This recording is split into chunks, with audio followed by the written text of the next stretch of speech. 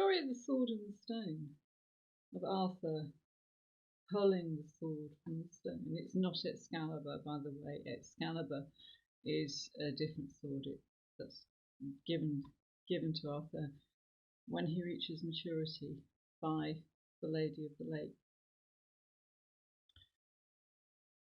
It's the kind of essential story of Arthurian legend, really.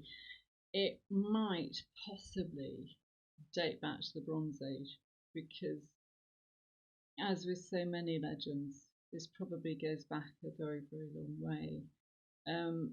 Bronze isn't worked in the way that iron and steel is. Bronze is cast in a stone mould. So it would have marked a huge transition, actually. So really going back to a time when humanity has shifted from working with stone, working with flint, to actually harvesting the kind of magical potential of working with metal. That's really quite an amazing and probably quite a scary thing. How does Arthur come to pull the sword? Arthur grew up as simply the foster brother of Sir Kay, the legitimate son of Sir Ector. He grew up in Brittany, a part of France that is actually spiritually closer to Cornwall and to Wales, to Britain. People there still speak a language called Breton, which is very different from French, apparently interchangeable with Welsh and Cornish. After the death of Uther Pendragon, it was, of course, Arthur's biological father. The British were left with no high king. So from among the kings of the small nations, they were left to choose who would be their next king. There's always the possibility that the land would dissolve into anarchy with no strong leader. So a gathering was called for Winchester, the old capital. And there,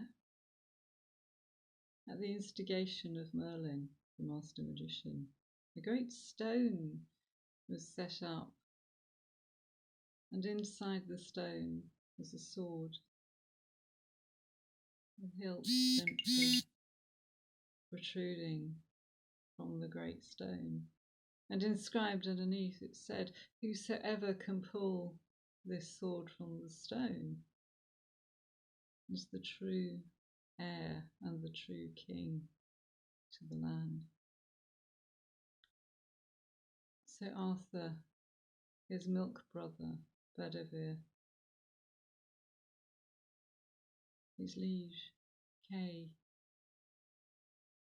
his foster father, Sir Ector, will travel across the narrow sea to Winchester, and there they join a great gathering. Now many people have tried to pull the sword from the stone, but none have succeeded. It's not a test of physical strength. It is a test of suitability. Sir Kay, who is often portrayed as being a slightly bitter character, is as keen as anyone to try his luck, maybe his strength, at drawing the sword from the stone. And Arthur is with him simply as his squire. So when Kay reaches the gathering and finds that he has left his sword back in the lodging house where they have all gathered, where they have all waited, he sends Arthur to go and collect his sword. But when Arthur gets back to the lodging house, he finds that the door is locked. He steels himself to confess to Kay that he was unable to provide his own sword. But walking back to the place where the knights and the kings and the lords are all gathered, Arthur walks past a stone with a sword in it. And in his mind, this is probably stealing, but he is so desperate to provide Sir Kay, his foster brother, with a sword that he simply lays his hands on it, and it easily yields to his grasp. And so he hands the sword to Kay. And when Sir Ector, Kay's father, sees his son holding the sword, he asks him, "Where did you find that?" And Kay says, I drew it from the stone, father. And Ector gives him one of those looks that fathers give to their sons. And Kay confesses that it was Arthur who drew the sword from the stone.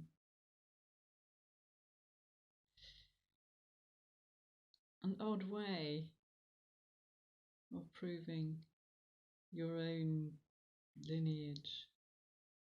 But Arthur was, of course, illegitimate, for he was born as a result of a tryst, one night of passion between Uther Pendragon and the Lady Igraine, while her husband, the King of Cornwall, still lived. And that is an odd story. It involves Merlin transforming, shape-shifting, or possibly just disguising Uther Pendragon, as his name is normally given as King Mark of Cornwall. Oddly enough, the same story does appear in Greek myth, and that's Stephen Fry tells that extremely well. But Arthur owes his very existence to the magic of Merlin, and he owes his claim to the throne to the magic of Merlin. But Arthur, of course,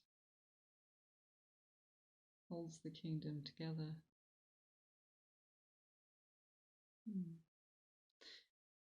Bedivere,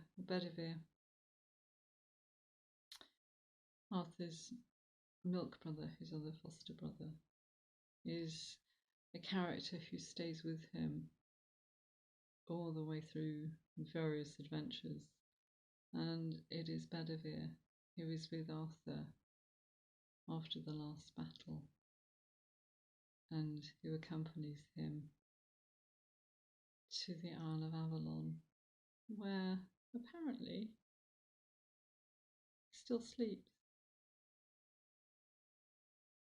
And when the land is in great need, he will return, we hope. It's a very, very, very old story. It goes back a very, very, very long way, which is why it's such a lovely one to tell. Keep the old stories alive.